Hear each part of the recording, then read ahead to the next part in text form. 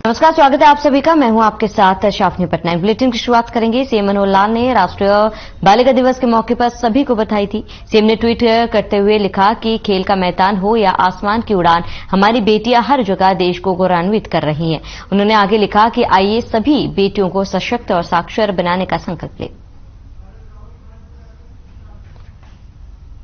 तो सीएम मनोहर लाल ने ट्वीट कर सभी को बालिका दिवस की बधाई दी है और बेटियों को सशक्त और साक्षर बनाने का संकल्प लेने की भी अपील की।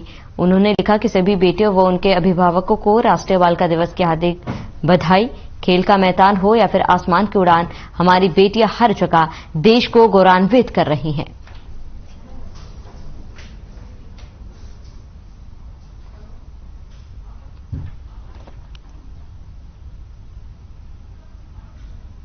तो गुरुग्राम पहुंचे जननायक जनता पार्टी के प्रधान महासचिव दिग्विजय चौटाला ने राहुल गांधी की भारत जोड़ो यात्रा पर निशाना साधते हुए दिग्विजय चौटाला ने कहा कि पदयात्रा में जनता की नब्ज को टटोल नहीं पाए राहुल गांधी। पदयात्रा करना कोई गलत बात नहीं, पदयात्रा का फायदा आज नहीं तो कल जरूर होगा। हर कोई पदयात्रा इसीलिए करता है ताकि जनता के बीच जाकर उनकी बातें सुने। उन्होंने कहा कि राहुल गांधी ने जब कन्याकुमारी से पदयात्रा शुरू की थी तो वो लोग उनसे जुड़ते थे, तब राहुल गांधी लोगों को सुनते थे और जिसके बाद कांग्रेस की पदयात्रा खत्म होने लगी और लोग पीछे हटने लगे। वहीं दिग्विजय चौटाला ने साफ कर दिया है कि गुरुग्राम, मानेसर व फरीदाबाद से होने वाले निगम चुनाव में जजपा मेयर पद पर जजपा के सिंबल के चुनाव लड़ेगी। पार्षद पद के लिए उन्होंने स्थिति को साफ नहीं किया। उन्होंने कहा कि इसको लेकर बैठक की जा रही है। तो दिग्विजय चौटाला पदयात्रा पर बयान दिए, जहां पर उन्होंने साफ तौर पर कहा कि राहुल गांधी इसे टटोलने में नाकामयाब रहे और ऐसे में पदयात्रा को लेकर उन्होंने कहा कि लोगों से जुड़ने की कोशिश पदयात्रा द्वारा की जाती है, लेकिन राहुल गांधी कहीं न कहीं इस पर विफल नजर आए थे। और आगे बढ़ेंगे। फरीदाबाद में एक सनसनीखेज मामला सामने आया है। फरीदाबाद के सेक्टर 37 में पगड़ी लेने गई महिला के साथ बनाया संबंध बनाने का दावा बनाया गया और महिला के मना करने पर उसे बंधक बनाकर पीटा गया, जिसके बाद महिला ने बुलाई 100 नंबर डायल कर पुलिस को बुलाया। वहीं महिला का आरोप है कि अनपढ़ होने के चलते वो शिकायत नहीं दे पाए, तो पुलिस ने आरोपी के खिलाफ एफआईआर दर्ज नहीं की। कई दिन बीत जाने के बाद भी महिला थाने तो कभी सेक्टर थाने के चक्कर काटती रही। उसके बाद मामले में एफआईआर दर्ज की गई। मामले में सेक्टर 37 थाने में छेड़छाड़ और मारपीट दर्ज की धाराओं के तहत एफआईआर दर्ज हो गई। वहीं पीड़िता ने आरोपी की गिरफ्तारी और की न्याय की मांग की है। घटना 17 जनवरी की बताई जाती है।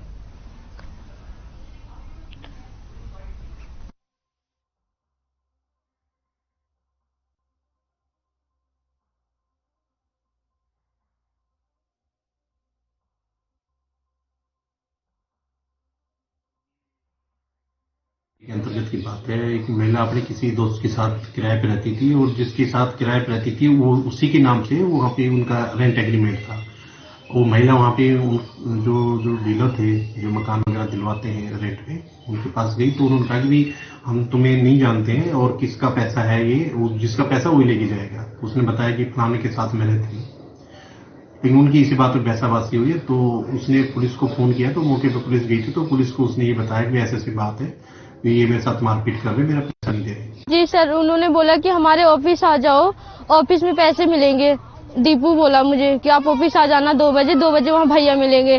फिर जब मैंने ऑफिस गई तो वो उसको जो भैया मकान मालिक है, जो फर्स्ट बार मैंने उन्हें देखा था, उन्होंने बोला कि पहले मेरे साथ ये काम कर, जो तेरा सिक्योरिटी है उससे ज्यादा मैं तुझे पैसे दे दूंगा, ज्यादा जो तेरा बनता है ना उससे भी ज्यादा मिल जाएंगे, मेरे साथ ऐसा कर। मैंने ऐसा किया नहीं उसके साथ में। तो फिर उन्होंने चारों मिल करके और कुंडी दे दिया और फिर चारों लात घूसा मारना शुरू कर दिया और गालियां बहुत दिया, मारा भी है।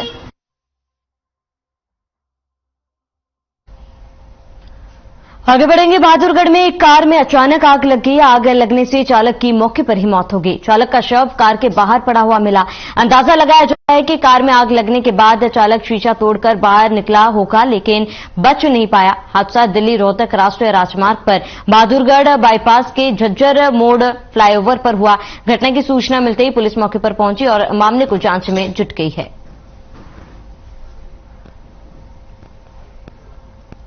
इत्तला मिली थी कि जज्जर रोड फ्लाईओवर के ऊपर एक सेंट्रो गाड़ी में आग लगी है।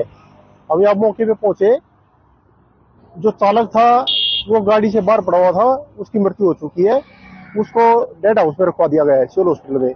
गाड़ी को देख के उसके इंजन चेसी नंबर वगैरह देख के आइडेंटिफाई करने के प्रयास किए जा रहे हैं। अभी आइडेंटिफाई नहीं, आइडेंटिफाई नहीं हुआ है। नंबर प्लेट गाड़ी की आगे पीछे दोनों जल चुकी है।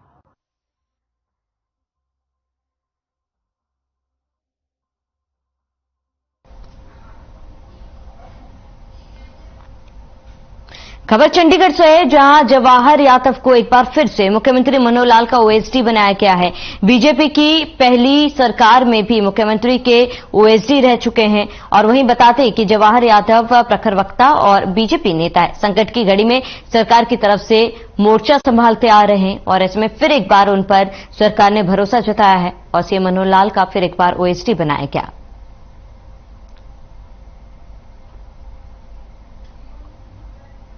तो सीएम मनोहर लाल के ओएसडी नियुक्त हुए हैं जवाहर यादव, और इससे पहले भी उन्हें ये जिम्मेदारी दी गई थी और फिर एक बार सरकार ने उन पर बड़ा भरोसा जताया है। बीजेपी की तरफ से हमेशा वे मुखर रहे हैं और फिर एक बार सीएम मनोहर लाल के ओएसडी बनाए गए हैं जवाहर यादव।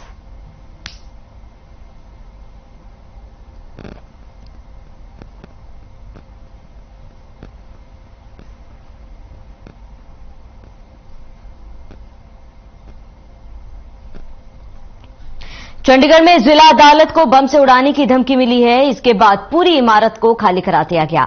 पुलिस का बम स्क्वाड मौके पर पहुंच गया है और उसके बाद पूरा एरिया सील करके जिला अदालत की इमारत को खाली करवा दिया गया था। जब पुलिस ने अपना ऑपरेशन शुरू किया तो अदालत ने मौके पर मौजूद लोगों को लगा कि 26 जनवरी को रिपब्लिक डे के मौके को देखते हुए शायद पुलिस मॉक ड्रिल को अंजाम दे रही है, लेकिन अदालत परिसर में पुलिस की ऑपरेशन सेल के कमांडो, डॉग स्क्वाड के साथ ही बम डिस्पोजल करने वाले दस्ते और रिजर्व फोर्स भी पहुंच चुके थे।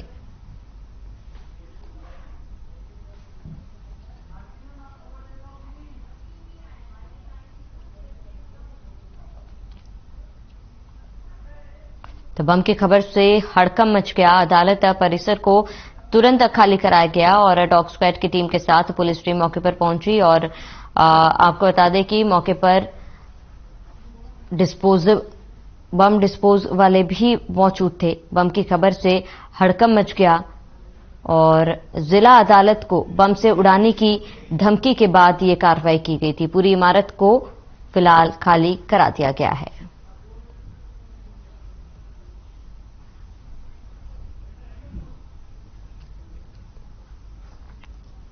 तो जिला अदालत को बम से उड़ाने की धमकी मिली थी। पूरी इमारत को खाली कराया गया और बम की खबर से हड़कंप मच गया।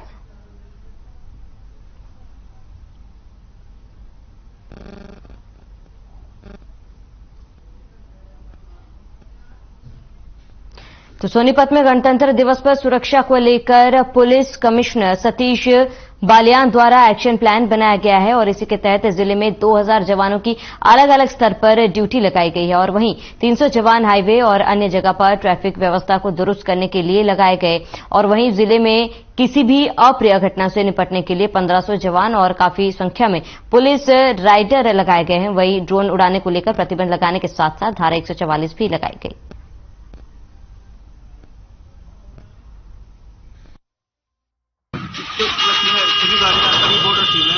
बड़ी गाड़ियों को उठाने के लिए छोटी गाड़ियों को उठाने इसमें हर चीज का सामान होता है, खाने पीने की वस्तुओं से लेकर और हर तरह से ड्राइवर दुखी है। आने के लिए मोहताज है, यहाँ पर पानी नहीं है, खाना नहीं है, रोड पे पड़े हैं, रात के 12 बजे से बंद है। इसलिए प्रशासन को भी इसके बारे में सोचना चाहिए, या इसके जो भी जुर्माने हैं उनके बारे में सोचना चाहिए। ये बॉर्डर सील कर रखे हैं साहब, इसलिए बंद कर रखे हैं सब, इसलिए जाम लगे हुए हैं। बता रहे हैं जो इंडिया गेट में फंक्शन हो रहा है इसके जाम लगा रखे हैं, इधर बॉर्डर पे नहीं जाने देगा इसलिए इधर रोक दिए हैं। पूरे रात से तो परेशान कर रखे हैं।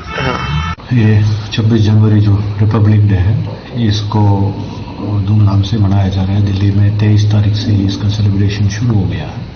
सो जिसके लिए पहले से ही जनता को जो ट्रैफिक डाइवर्शंस के बारे में बता दिया गया है, जो लागू है अभी ट्रैफिक व्यवस्था के लिए। अच्छे 300 जवान ट्रैफिक व्यवस्था के लिए अलग से लगा रखे हैं। जो भी दिल्ली की तरफ जो गाड़ियां जा रही हैं, वो उनको जो असुविधाएं जो थोड़ी से फेस करना पड़ रहा है, उसको ठीक से डाइवर्ट करने के लिए हमने ट्रैफिक के जमाने लगा रखे हैं। लक्ष्य में जो सुरक्षा की दृष्टि को मद्देनजर रखते हुए जिस तरह हर वर्ष यही होता है कि जो भी कमर्शियल वाहन है, गुड्स ट्रांसपोर्ट है, वो हैवी व्हीकल बंद होते हैं और जो हल्के वाहन होते हैं, कार वगैरह, उनको भी बड़ी गहनता से चेक करके ही जाने दिया जाता है।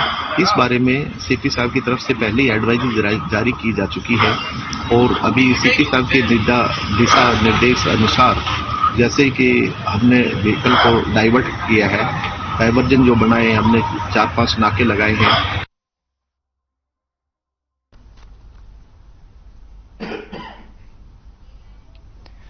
फरीदाबाद में हिट एंड रन का मामला सामने आया। कार चालक ने स्कूटी सवार 2 युवकों को जोरदार टक्कर मारी, फिर भागने के लिए कार बैक करते हुए युवकों को कुचल दिया गया। हादसे में घायल हुए 2 युवकों में से एक की इलाज के दौरान मौत हो गई, वहीं दूसरे का अस्पताल में इलाज जारी है। वहीं पुलिस ने इस मामले में एफआईआर दर्ज कर गाड़ी को बरामद कर लिया है, जबकि आरोपी पुलिस की गिरफ्त से बाहर है। बता दें, घटना 14 जनवरी की है, जब ये दोनों युवक काम खत्म कर स्कूटी से घर लौट रहे थे। तभी सामने से आ रही एक तेज रफ्तार कार ने उन्हें टक्कर मार दी, जिसके चलते एक युवक कार के आगे और दूसरा कार के पीछे गिर गया। टक्कर मारने के बाद कार चालक ने कार को दोबारा बैक किया और फिर सड़क पर पड़े युवक को रौंदता हुआ मौके से फरार हो गया। इस हादसे में एक युवक की इलाज के दौरान मौत हो गई।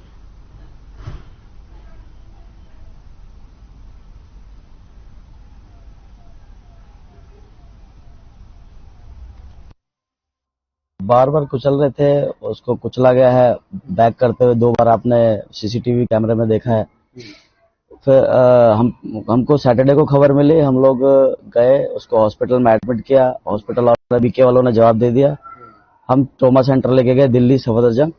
वहां पे 3 से 4 दिन भाई बहुत क्रिटिकल सिचुएशन में था। फिर लास्ट टाइम में डॉक्टर ने उसको जवाब दे दिया। हम लोग फिर बॉडी लेके आए और कल परसों उसका सारा अंतिम संस्कार हुआ। ये सेक्टर 23 एरिया का मामला है। जो गाड़ी जो सवार जो आरोपी है, उसने गाड़ी को ओवरटेक करने के लिए जैसे ओवरटेक किया, सामने से स्कूटी आ रही थी, उसमें टक्कर मार दी, जिसमें स्कूटी सवार जो ड्राइवर था उसको हाथ में चोट लगी है, रात में फ्रैक्चर आया है। और दूसरा जो उसके पीछे बैठा था वो जंप होके और गाड़ी के बोनट पे गिर गया था। बोनट पे गिरने के बाद साइड में गिर गया था। स्कूटी गाड़ी के अंदर घुस गई थी। आरोपी एक्सीडेंट करने के बाद भागने के चक्कर में उसने स्कूटी उसमें आगे फंसी हुई थी, तो उसको गाड़ी को पीछे किया और उसके बाद फिर स्कूटी निकलने के बाद उसने दोबारा से गाड़ी को उसमें निकालने की कोशिश करी। बच्चे को मार दिया जी, कई बार उस पर चाहे ऊपर नीचे किया, कई बार मार दिया जी। तो वीडियो में साफ दिखाई दे रहा है। मैं क्या कहूँ आपसे जी, मेरा बच्चा को मार दिया जी। मेरा बच्चा तो एकदम धीरे धीरे अपने उसमें आ रहा था जी, और दूसरी गाड़ी वाला इतना उनके सामने से ओवरटेक करके उनके साइड में आकर इतना बुरी तरह मारा। बच्चे हमारे गिर गए। गिरने के बाद में हमारे बच्चे के ऊपर 2-3 बारी ऊपर नीचे किया, फिर वहां से गया जी। फरीदाबाद में स्ट्रीट क्राइम की टीम के हाथ बड़ी कामयाबी हाथ लगी। बता दें कि एटीएम बदलकर ठगी करने की जिन फाइलों को फरीदाबाद की पुलिस ऑनट्रेस मानकर बंद कर चुकी थी, उन फाइलों को दोबारा से खोलकर स्टेट क्राइम की टीम ने मास्टरमाइंड को गिरफ्तार कर लिया है। स्टेट क्राइम की टीम ने दिल्ली के कड़कड़डुमा से आरोपी की गिरफ्तार किया गया।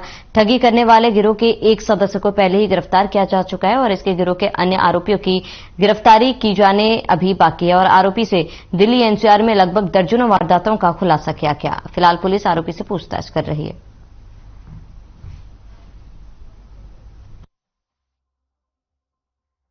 ये जी एटीएम फ्रॉड करने वाला अपराधी है, दिल्ली का रहने वाला है और बहुत ही शातिर किस्म का अपराधी है।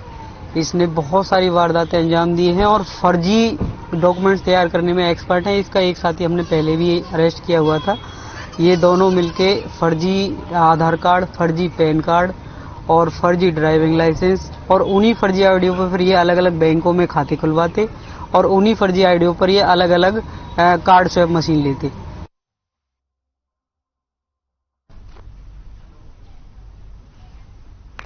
वहीं गुरुग्राम पुलिस टीम को बड़ी सफलता हाथ लगी। गुप्त सूचना के आधार पर कार्रवाई करते हुए पुलिस ने एक दंपति को गिरफ्तार किया।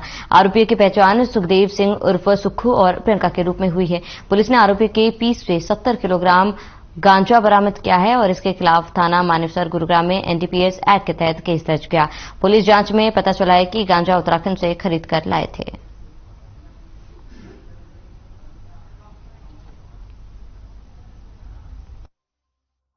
कल हमारी क्राइम टीम मानेसर के इंस्पेक्टर जितेंद्र के नेतृत्व में टीम ने काम करते हुए एक सूचना प्राप्त हुई कि मानेसर के इलाके में कासन गांव में एक व्यक्ति के पास गांजा की बड़ी मात्रा हो सकती है। जो उन्होंने इस इंफॉर्मेशन पे काम करते हुए वो रेडिंग पार्टी के साथ रेड की, तो उसमें सुखदेव उर्फ सुक्खू और प्रियंका इनसे 70 किलो गांजा बरामद हुआ। ये दोनों पति पत्नी हैं और मिलके ये काम करते हैं। इन्होंने पूछताछ पे बताया कि ये गांजा हम उत्तराखंड से लेके आए थे और यहाँ बेचना था हमें। यहाँ पे आसपास के जो सप्लायर हैं उनको, और वैसे भी रिटेल में भी ये बेचते थे।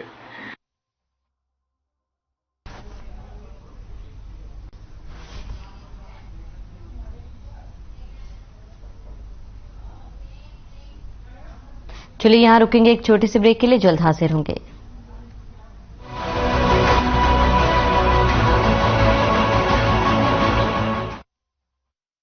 मेरे जैसा कोई दूसरा चुलबुलापन जिसकी हर बात में घुल जाए, जिंदगी में रंग भर दे। मेरी जैसी मेरी अपनी पताका चाय, गजब का स्वाद। देखें कौन नया खिलाड़ी आया है, समझा देते हैं, प्यार से समझाएंगे। ये तो अपनी जुबान है। जुबान एक हो तो दिल भी एक होने चाहिए। विमल बोलो जुबान केसरी।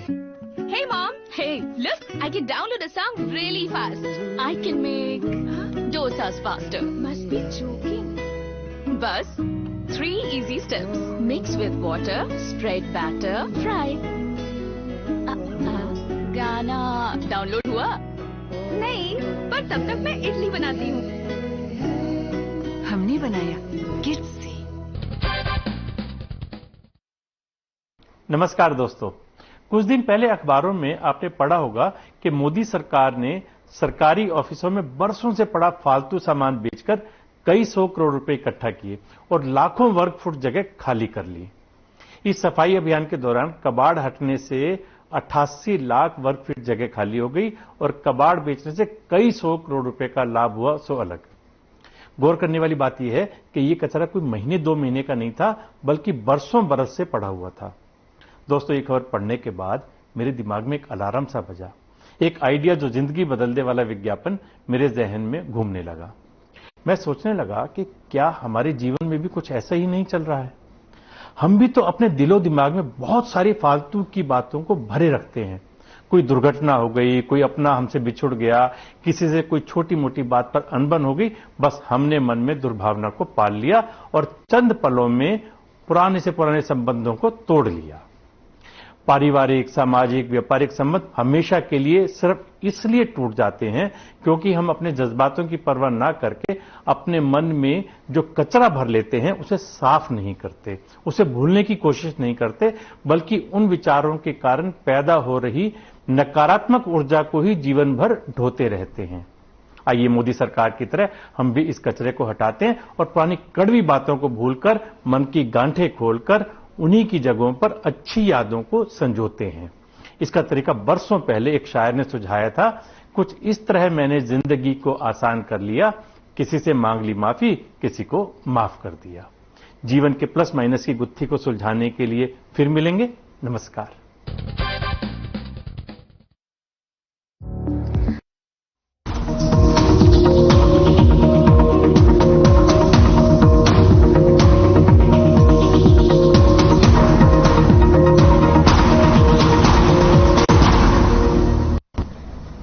ब्रेक के बाद स्वागत है आप सभी का। खबरों में आगे बढ़ते भिवानी में हल्की बारिश के बाद मौसम में बदलाव नजर आ रहा है। इस दौरान कृषि विज्ञान में डॉक्टर देवीलाल ने मंगलवार और बुधवार को हल्की बूंदाबांदी की संभावना जताई है। साथ ही उन्होंने कहा कि अधिकतम तापमान 20 डिग्री तो न्यूनतम तापमान 8 डिग्री तक रहेगी, जिसके कारण मौसम में बदलाव देखने को मिलेगा।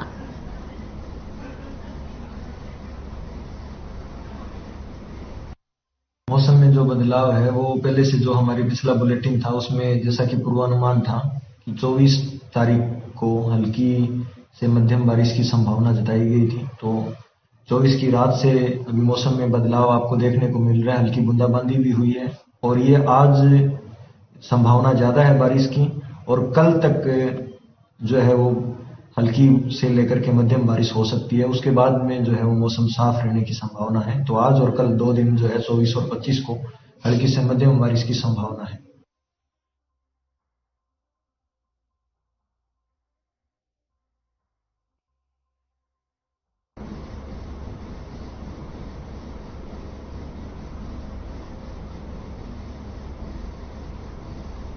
तो हल्की बारिश के बाद मौसम में बदलाव देखा गया। आपको बताते हैं कि आगे भी हल्की बारिश की भी संभावना जताई गई है। फिलहाल मौसम ने धीरे धीरे करवट बदली है, जहां पर अधिकतम तापमान 20 डिग्री तो न्यूनतम तापमान 8 डिग्री सेल्सियस रहा।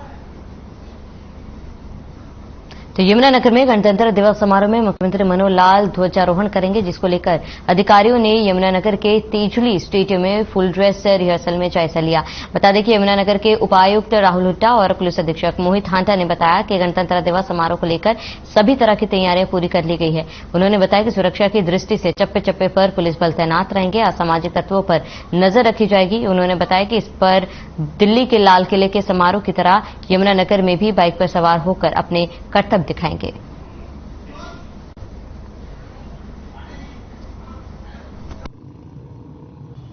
पुलिस बल जो है वो हमें प्रोवाइड किया गया है, वो इसीलिए किया गया है कि अतिरिक्त नाके, अतिरिक्त रिजर्व्स जो हैं वो हैं और भी जो है वो पुलिस बल उपलब्ध होगा। जैसे मैंने बताया है राष्ट्रीय पर्व है, इसमें सिक्योरिटी और तिरंगे की गरिमा को कॉम्प्रोमाइज नहीं होने देना चाहिए।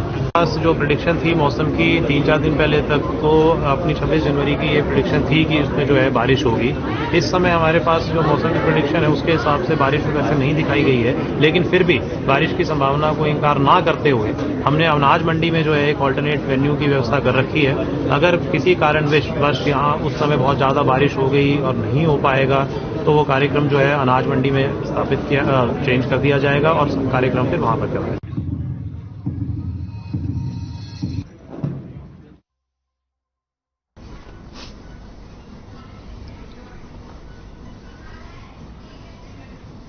छब्बीस जनवरी को अंबाला में गणतंत्र दिवस कार्यक्रम में हरियाणा के गृह मंत्री अनिल विज मुख्य अतिथि के रूप में शिरकत करेंगे, जिसको लेकर फाइनल रिहर्सल की गई। रिहर्सल में तैयारियों का जायजा लेने के लिए अंबाला की डीसी प्रियंका सोनी पहुंची, जिन्होंने राष्ट्रीय ध्वज फहराया और परेड की सलामी ली। अंबाला के एडीसी ने बताया कि कार्यक्रम को लेकर हमारी तैयारियां पूरी है, अगर मौसम खराब होता है तो अनाज मंडी में कार्यक्रम रखा जाएगा।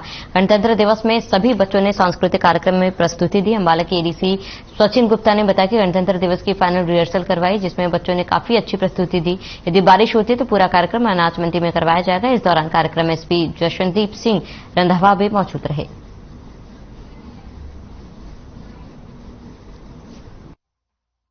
आज गणतंत्र दिवस का रिहर्सल था and we are very happy कि सभी की सभी प्रस्तुतियां बहुत अच्छे से हो गई एंड तैयारियां एकदम ठीक है। सर मौसम खराब है, अगर इसी तरह बारिश होती रही तो दूसरा विकल्प क्या है प्रशासन के पास? वैसे तो बारिश आज का ही है, कल और परसों में बारिश का, परसों तो बिल्कुल भी नहीं है बारिश का, कल थोड़ा सा प्रेडिक्शन है। Alternative is always there with the mandi, but हम कोशिश करेंगे कि यहीं कराएं।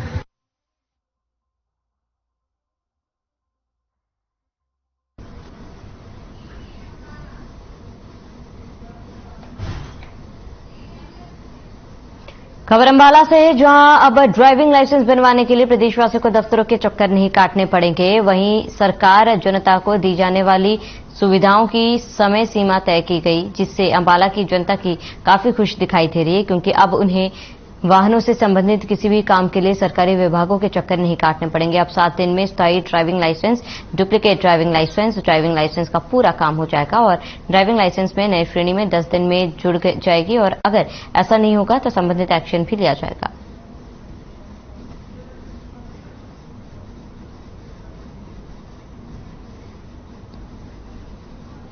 इसकी समय सीमा निर्धारण की हुई है। इसके अंदर जो डीएल है, LL बोलते हैं, जो लर्नर लाइसेंस, उसके लिए 7 दिन का टाइम है। उसके बाद परमानेंट के लिए 10 दिन का टाइम है। उसके लिए उसको टेस्ट देना पड़ेगा। जब वो टेस्ट में पास हो जाता है तो उसका पहले लर्नर बनेगा, उसके बाद उसका पक्का लाइसेंस जारी होगा। इसी प्रकार आरसी है, जो रजिस्ट्रेशन है, उसका 10 दिन का टाइम है। डुप्लीकेट आरसी है या ट्रांसफर है या हायर परचेज कैंसिल करानी है या ऐड करानी है, उसका 7 दिन का टाइम है। तो अच्छा मिल रहा है कि हमारी दिहाड़ी नहीं खराब होती। लाइसेंस बनवाने जाते थे 2-2 घंटे लग जाते थे, 4-4 घंटे लग जाते थे। उससे हमें सुविधा बढ़िया हो गया है कि 7 दिन में हमारा लाइसेंस बनके हमारे घर पे आ गया है। सरकार ने बहुत अच्छा काम किया है। ये बंदे जाके लाइन में लगते थे, उससे फुर्सत पा गए। सरकार ने 7 दिन की लाइसेंस बनवाने के लिए सुविधा दे दी है, तो अब बहुत अच्छा किया है। घर पे लाइसेंस बन के आ जाएगा। लाइनों में लगना पड़ता था, तो लाइनों लगने से छुट्टी मिला है जी। और मजदूर आदमी की दिहाड़ी भी बच रही है। बहुत अच्छा सुविधा किया।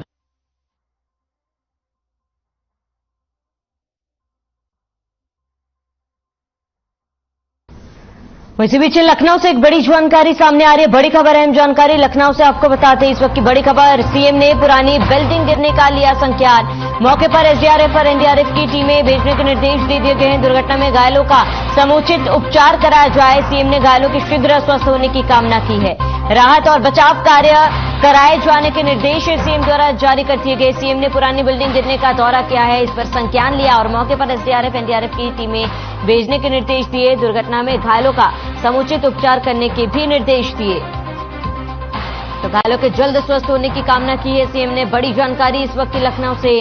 सीएम ने पुरानी बिल्डिंग गिरने का संज्ञान लिया।